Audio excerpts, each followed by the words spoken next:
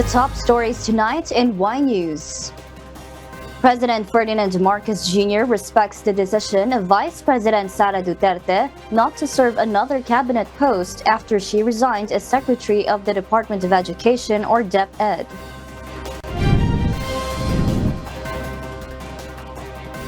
Several senators slammed suspended Bamban Mayor Alice Guo for questioning their continued call for her to appear before the Senate to answer the allegations against her. The Philippine Coast Guard believes that the latest survey results from the social weather stations, where more Filipinos are satisfied with the government's actions regarding the West Philippine Sea issue, are a result of its transparency initiative.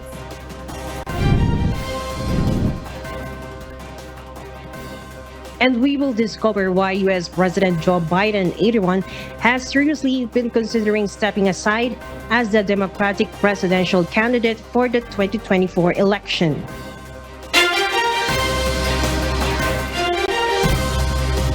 Good evening, Philippines and the world.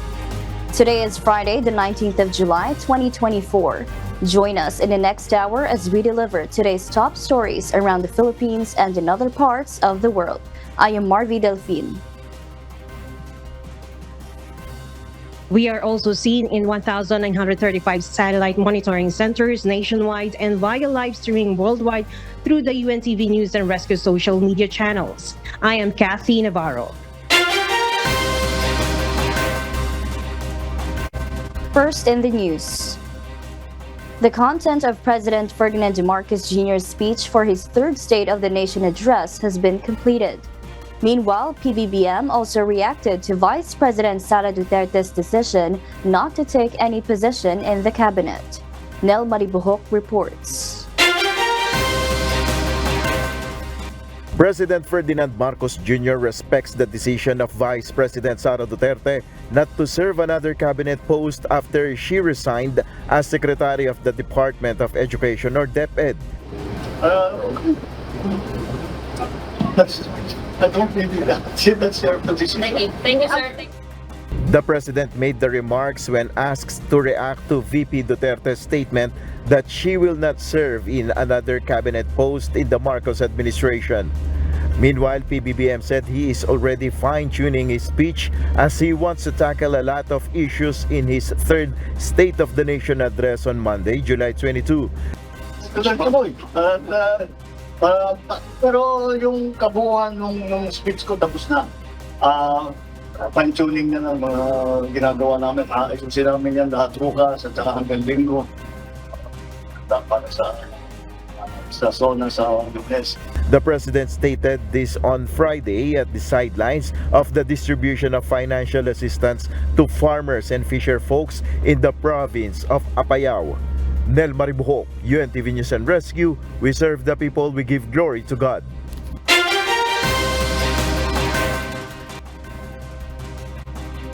Several senators slammed suspended Bamban Mayor Alice Guo for questioning their continued call for her to appear before the Senate to answer the allegations against her.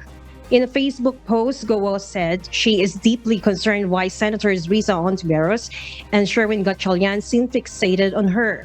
She also urges the senators to focus on the country's pressing issues instead of continuously threatening her with the arrest of accusing her of being linked to the Philippine offshore gaming operator or POGO-related crimes. Hontiveros, who is also leading in the Senate investigation into Guo and illegal POGOs, criticizes Guo's frequent social media posts instead of attending the Senate inquiry.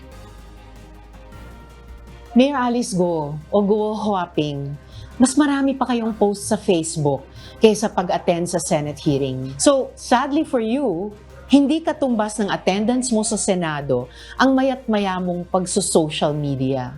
Paano ka magkakaroon ng peace of mind kung palagi ka nalang iiwas sa mga tanong? Huwag kayong mag-alala, hindi kami fixated sa'yo. Allergic lang kami sa mga sinungaling. For his part, Senate President Francis Cheese Escudero also calls out Guo, emphasizing that she is in no position to dictate senators on what to prioritize. wala sa lugar pagsabihan sino mang miyembro ng Senado kung ano ang prioridad sa isip nila at ano ang dapat nilang hindi maging prioridad. Siyempre, unawain natin, pagtatanggol niya palagi yung sarili niya.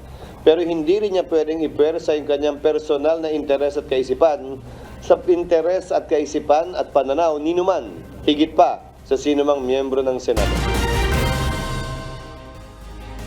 The Commission on Elections, or COMELEC, will visit Bamban next week over its investigation against suspended Mayor Alice Guo. The COMELEC is expected to be finished in the next few days. Dante Amento tells us why.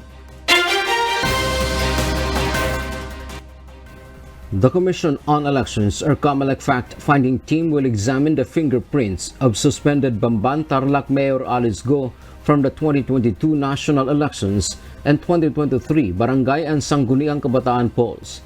COMELEC team will visit Bamban on Wednesday, July 24 with Chairman George Erwin Garcia. The Commission said all angles should be considered on their probe. Para walang masabing iilan lang ang pinagbasihan po ng COMELEC, titingnan din po namin yung mga fingerprints na yon. Hindi po namin pwedeng ipadala kasi sa Maynila, kaya na kailangan talagang sadyain at napuntahan ang ating po mga examiners o eksperto. Garcia explained this is to ensure that the case they may be filing in court is airtight.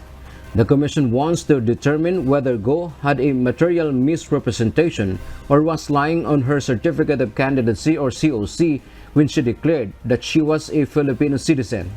The fingerprint exams will be compared to the National Bureau of Investigation or NBI's forensic examination results. Kapag po ang isang tao nagsabi na siya ay Filipino citizen at siya naman pala ay hindi, halimbawa, ayan po yung misrepresentation. Ang isang tao nagsabi na siya ay nasa tamang edad doon sa posisyon na kanyang tinatakbuhan, yun naman pala ay hindi. O yan po ay misrepresentation. So, yan po ay mga pagsisinungaling na may relasyon mismo sa kwalifikasyon sa opisina. Meanwhile, Garcia added that they will afford Guo due process after their findings regarding the results of their investigation. Dante Amento, UNTV, News and Rescue. We serve the people. We give glory to God.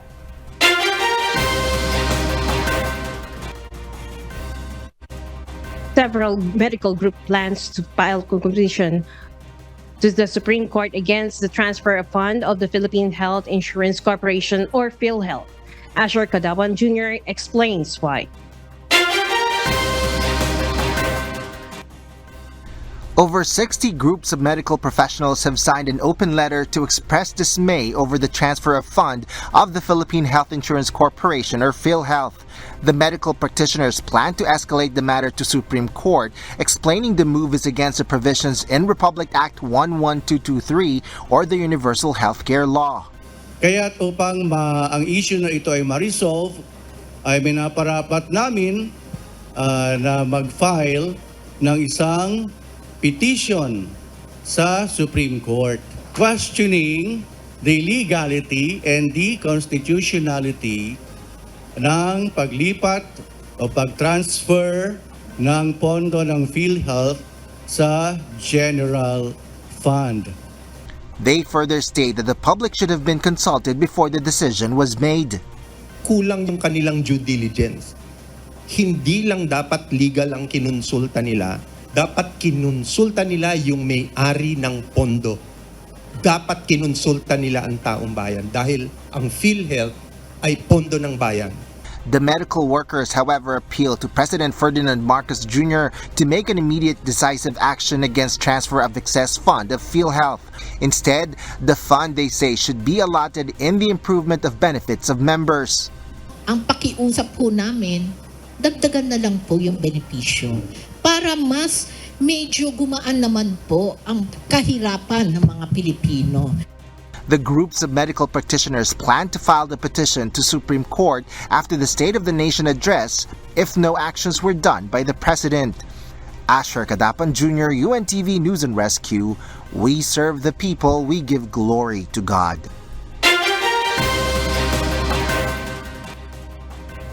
The latest survey by the Social Weather Stations, or SWS, reflected that more Filipinos are satisfied with the government's actions in the West Philippine Sea. 72% also believe that the Philippines should further alliance with other countries. Meanwhile, the Philippine Coast Guard, or PCG, believes that the high awareness among Filipinos is a result of its transparency initiative. Ryan Nakadlale will tell us why. The Philippine Coast Guard believes that the latest survey result from the social weather stations, where more Filipinos are satisfied with the government's actions regarding the West Philippine Sea issue, are a result of its transparency initiative.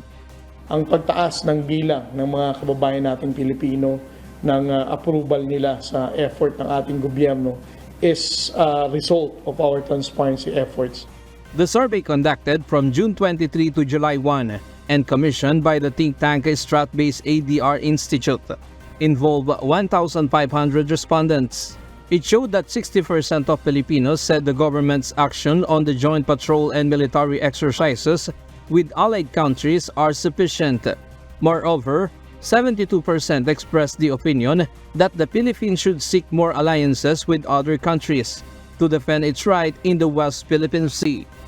So we can say na effective ang transparency initiative natin, although people are saying na hindi daw to effective as a solution to counter China. Pero from the very beginning naman, we have not said or claimed na this is a silver bullet sa problema natin ng West Philippine Sea. We go back sa objectives nito. And getting approval from majority of the Filipinos is a clear proof of its effectiveness. The National Task Force West Philippine Sea NTF-WPS expresses gratitude for the results of the Social Weather Station survey.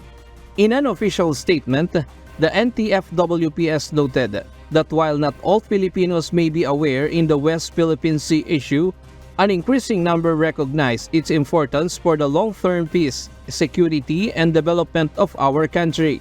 The survey results also demonstrate Filipinos' appreciation for non-aggressive and de-escalatory approaches in addressing the country's issue in the West Philippine Sea. We asked some of our fellow countrymen whether or not they are satisfied with the government's action in the West Philippine Sea, and here are their responses. Nagiging kontento kasi po para lang wag trigger nung kaguluhan kasi what I understand, we are not ready for a big war. So ang iniisip po ng gobyerno, parang tayo rin bilang mga magulang, wag natin suungin yung hindi natin inaakala dahil ang kaguluhan madaling pasukan. Yung kawawa yung mamamayang Pilipino na definitely tayo ang maaargabyado kung sakasakali. Hindi man po ako nakukulangan pero po, siyempre po, masang-ayon pa rin po ako sa ginagawa ng gobyerno natin. Sa madaling salita, hindi nakukulangan kayo sa ginagawa ng pamahalaan. Opo. Bakit? Parang wala kasing action sa kanya kay President. Parang hindi siya gumagawa ng moves para matutukan yung nangyayari. They also have a request for the upcoming State of the Nation address that they hope the President will mention. Sana lang po ang maano niya, though impossible, na magkaroon sila ng mutual talagang yung China at saka Pilipinas, hindi yung kung sino-sino. Sana sabihin ng Pangulo natin na nagkasundo na sila ng China at titigilan na ng China na nagkaroon sila ng maayos na pag-uusap. Sana po, mas bigyan niya pa ng 100% na suporta ang mga ating mangingisda. Siyempre po, susuportahan niya, bibigyan niya ng mas maraming benepisyo para sa mga mangingisda. Ngayon, sa panahon ngayon, dahil nagkakagulo nga sila sa West Philippine Sea, para sa akin, siguro mas maganda na yung katulad niyang tutukan din ni President yung West Philippine Sea natin na kasi unang-unang naapektuhan yung mga taga-Palawan. Para sa akin lang, tutukan niya din, bigyan niya rin ng atensyon yung mga ibang mga problema doon. Ryan Lacanlale, UNTV News and Rescue. We serve the people, we give glory to God.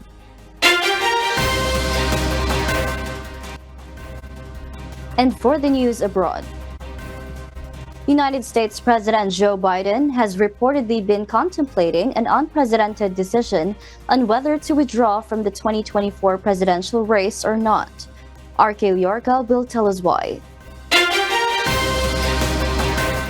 In the United States, U.S. President Joe Biden, 81, is seriously considering stepping aside as the Democratic presidential candidate for the 2024 election. This follows increasing pressure from key Democratic figures due to concerns about his age and recent performance. This news emerged in July 2024, particularly gaining traction after a subpar debate performance against former President Donald Trump, the Republican nominee. Biden has been reflecting on his position since then, especially over a weekend while recovering from COVID-19. The discussions and reflections are taking place at Biden's home in Rehoboth Beach, Delaware.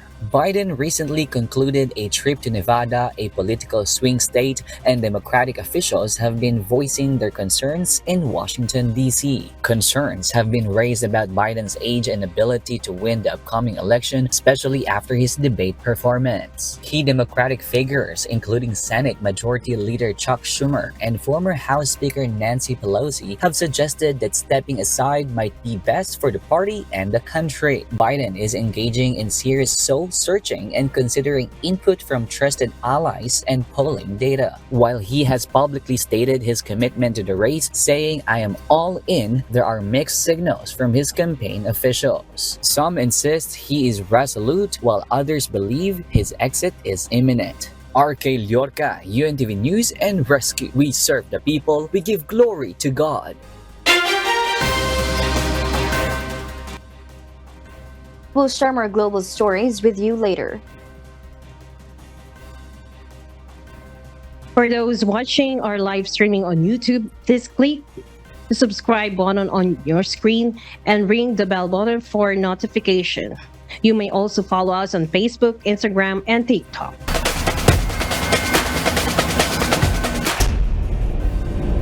In sports, excitement is building as the AFP Lady Gunner and PNP Lady Patrollers prepare to face off once again for Game 2 of the Best of 3 Series Championship in the UVL Season 2.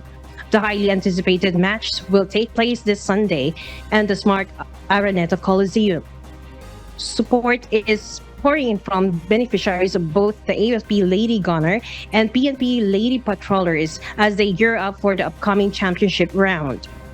Additionally, several government services will be able during the UVL Season 2 finals, offering attendees the opportunity to access various public services while enjoying the training competition. JP Nunez reports.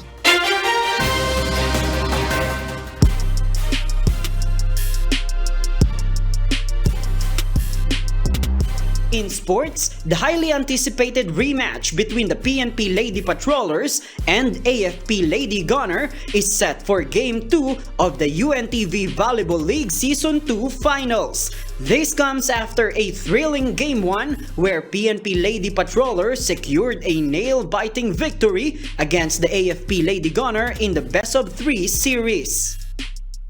Will the Lady Gunner defend their title and achieve back-to-back championships? Or will the Lady Patrollers seize the new title in this league of public servants? The PNP Lady Patrollers triumphed in the opening game of Season 2 against the AFP Lady Gunner at Rizal Stadium in Manila on March 10, 2024. The upcoming final match will determine the season's grand champion with a 1 million pesos cash prize to be shared with their chosen beneficiaries. Sa UNTV Sports, maraming salamat at nagkaroon ng ganitong pagkakataon.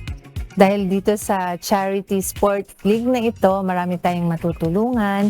And then, binigyan po kami ng chance na i-showcase ulit yung talent namin, yung passion namin sa volleyball. And sana po magtuloy-tuloy na po para mas marami po tayong matulungan. Maganda talaga itong concept, sir, kasi makakatulong po tayo sa ibang organisasyon na nangangailangan talaga.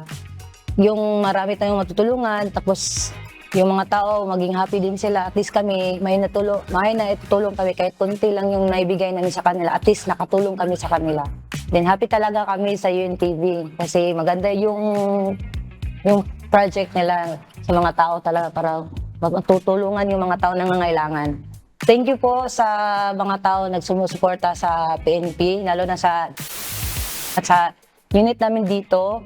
At sa family ko, thank you din. Sana hindi kayo magsawa na sumuporta sa PNP. Patuloy po hanggang dulo po. Thank you po sa lahat-lahat. Supporters of both the AFP Lady Gunner and PNP Lady Patrollers have expressed their backing for the impending championship round. We're so amazed and happy na kami yung pinili nila. Kaya we're so excited. Even if naglalaro sila, nag-YouTube kami, talagang tinitingnan namin and we're praying kasi yung efforts nila, yung dream nila na pag manalo sila is for a cause. And a cause for the soldiers, the heroes of the armed forces of the Philippines. So, to the AFP Lady Gunners, I know how amazing are you. Kung paano nyo tinrain ang sarili para manalo para sa amin. So, for the support, nandito kami. Military Treatment Facility. Don't worry, nasa likod nyo kami. Unang-una po, gusto ko po magpasalamat kay Kuya Daniel Razon dahil kayo po ang naging instrumento para kami ay makatulong din sa iba. Naging inspirasyon din po namin kayo. PNP Volleyball Team, go! Kayang-kaya nyo yan. Sabi nga ng UNTV, win in sports, win for charity. So, go for the win tayo. Magcha-champion ang PNP para sa mga taong naghihintay sa atin ng tulong at mangyayari yan sa tulong ni Lord.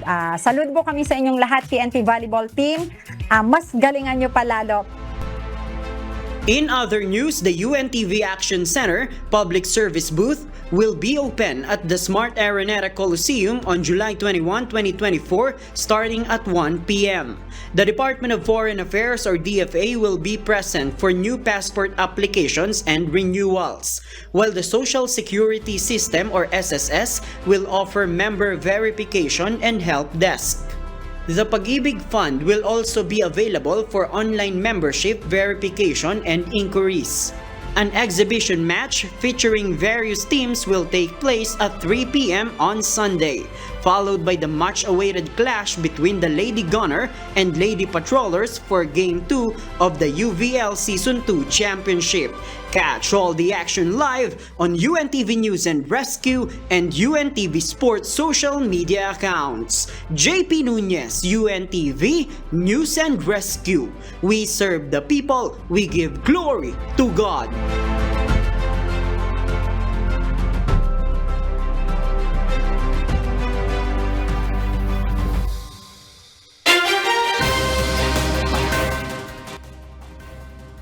The National Capital Region Police Office, or NCRPO, will heighten its alert level starting Sunday, July 21, one day before President Ferdinand Marcos Jr.'s State of the Nation address.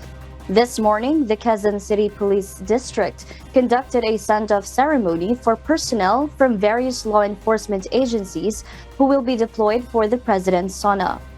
The Philippine National Police has increased the number of security forces to be deployed for President Marcos Jr.'s third State of the Nation address. Originally set at 22,000, this number has been raised to 23,000 as part of the comprehensive security measures. According to NCRPO Director Police Major General Jose Melencio Nartates Jr., skeletal deployment in the Commonwealth area and around the Batasan complex has already begun today. We are fully utilizing our resources. Ang resources natin is manpower, logistics, and even finances. Lalong-lalo na, this is a major event, national event ito, no less than the President. And imagine, ilan yung participants or audience and or yun na andon sa activity area. Simula na tayo ngayon. Itong ceremonial send-off, ito yung skeletal, nagdi-deploy na tayo. Ang deployment, ang puwersa natin is of course may warm bodies at merong support groups yan, including the administrative support.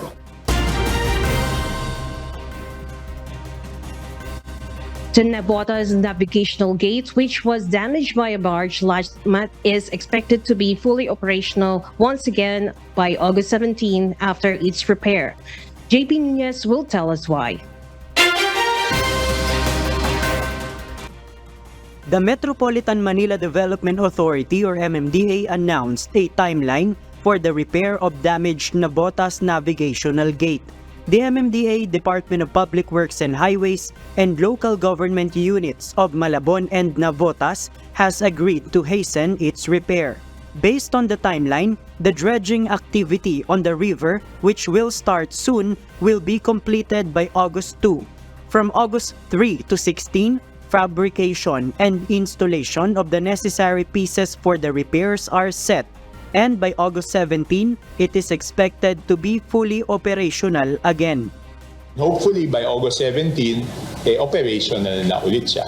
During the 2-week period na dinidiretch ito, ipafabricate na po yung necessary na mga pyesa, particularly yung mga na-damage na pyesa ng arm para po ma-operate siya, mabuksan at masara. The MMDA cannot tell yet the total extent of the damage until the navigational gate sets in open position. The operator of the barge that caused the damage shall pay its liabilities. May mga cracks po yan, although hindi ganong kalinaw. Anyway, tinanong ko po kanina yung may-ari ng, o representative ng may-ari ng bangka. Normally naman daw may insurance sila. So sinabi namin na upon assessment ng extent ng damage, magki-claim po tayo doon sa insurance company ng bangka. Meanwhile, Malabon LGU and Navotas LGU describes that the damaged navigational gate is already worsening flood in their areas. Yun talaga ang naghaharang nung pinaka-high tide. So marami apektado, like syempre we have around 3,000 to 4,000 families affected. Yung pagpasok nila sa trabaho, pagpasok nila sa school, yung mga kabuhayang inaasahan nila dahil minsan yung buong first floor o kung mas mataas pa, lubog sa tubig, sira yung mga gamit nila. Very critical po itong navigational gate po natin. Kasi itong navigational gate, major component po siya nung Kamanava Flood Control Project. Kahit nandyan po yung dike tsaka mga pumping station, kung sira po yung nav gate, talagang papasok po yung tubig. There are 300 million pesos from 2024 government budget allotted for the rehabilitation of the navigational gate, but due to circumstance, it will be diverted for its repair. JP Nunez, UNTV, News and Rescue. We serve the people, we give glory to God.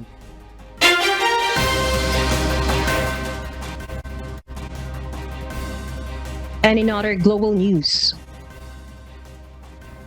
several countries, including the United Kingdom, the United States, Australia, and others, are currently affected by global IT outage. According to international reports, Microsoft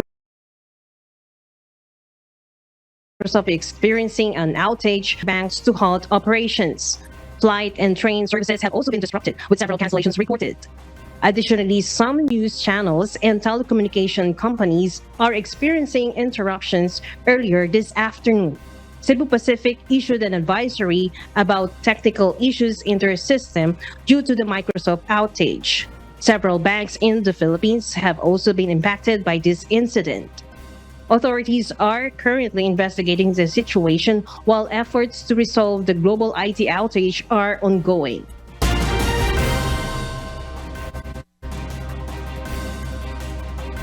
In Australia, authorities have seized a collection of over 3,000 rare bird eggs following a European operation against illegal bird trade. Investigators discovered the eggs, valued between 15.6 to 19.5 million pesos, on a property in Granton, Tasmania on July 9. These hollowed eggs, which have had the egg white and yolk removed, were found as part of a crackdown on the illegal trade of rare birds. A 62-year-old man is under investigation in connection with the find, although no arrests have been made. Authorities are continuing their investigation into this significant bust in the illegal bird trade. And those are the reasons behind the news in other parts of the globe.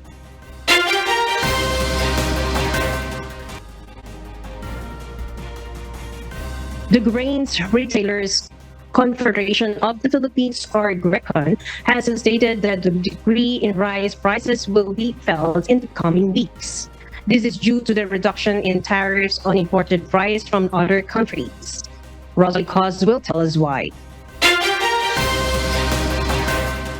Friday, a day for affordable rice. For people like Mrs. Julie Pepito, who has a senior citizen husband, and Mr. Remigildo Capcion, a person with disability, they need to wake up early today to buy rice priced at 29 pesos per kilo. According to them, the affordable rice offered at the Kadiwa Center is a big help. 60 at saka kung bibili kami ng mga 60 kasi wala na kami pambiling ulam. At least sa 29 makakabili pa kami ng ulam, mayroon pa kami maitatabi lalo na ngayon pasukan na. Malaking bagay talaga sa amin ito. Kaya sana mababaan pa. Yan pa ang pangarap namin. Ay, malaki may tulong kasi medyo malaki-laki rin na itipid namin dyan sa bawat per kilo. Currently, those in the marginalized sectors such as beneficiaries of the Pantawid Pamilyang Pilipino Program or 4Ps, senior citizens, persons with disabilities or PWDs, and solo parents are eligible to purchase affordable rice at 10 Kadiwa stores in Metro Manila and Bulacan every Friday to Sunday.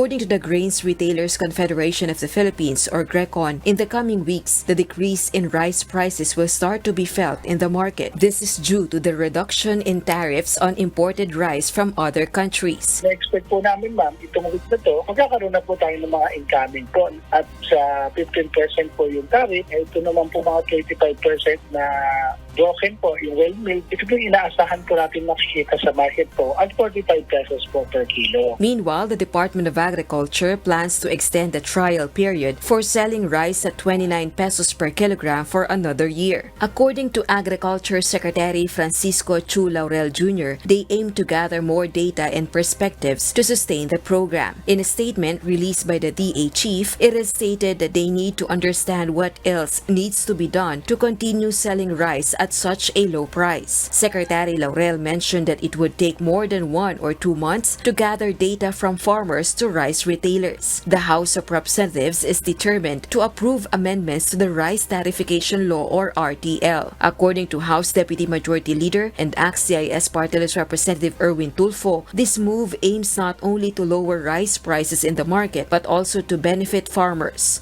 Kailangan pa rin siguro ipasa yun yung RTL. Kasi yung RTL is not just the lowering of rice prices. Pati kasama na dyan, pati yung mga ayuda para sa mga farmers ongoing, pati yung mga taxes sa mga importation of rice. Kasama lahat yun sa package. So it's not only, so itutuloy natin. We have to do that. And hanggang madating natin target. The bill has passed in the House of Representatives but it is still being heard in the Senate. Rosalie Cos, UNTV News and Rescue. We serve the people. We give glory to God.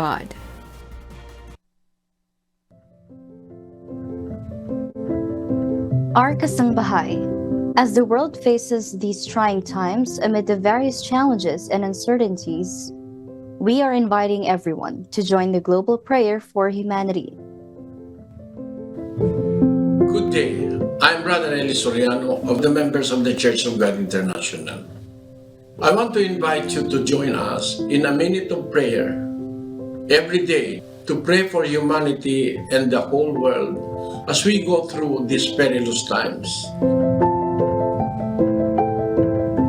While safety measures like washing of hands and strengthening of our immune systems may help us through this horrible predicament, there is still no precaution or cure more powerful than God's mighty intervention. And we need His intervention now more than ever.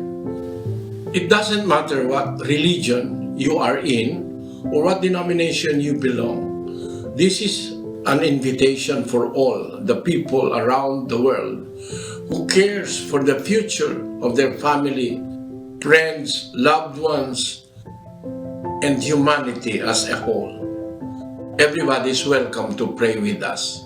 For more details, you can check out the description box below. Thank you very much, and I hope to hear from you soon. May God bless you.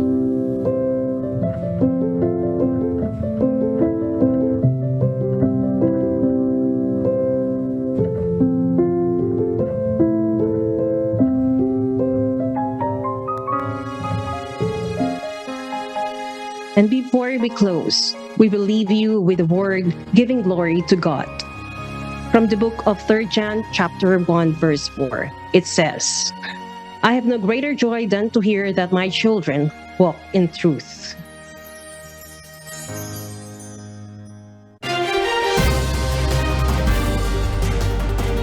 And those are the reasons behind the news, July 19, 2024. Reasons we deliver to you as they unfold. I am Kathy Navarro, live from Qatar. And because we need to know, we will always ask why. I am Marby Delphin, live from Australia. We serve the people, we give glory to God.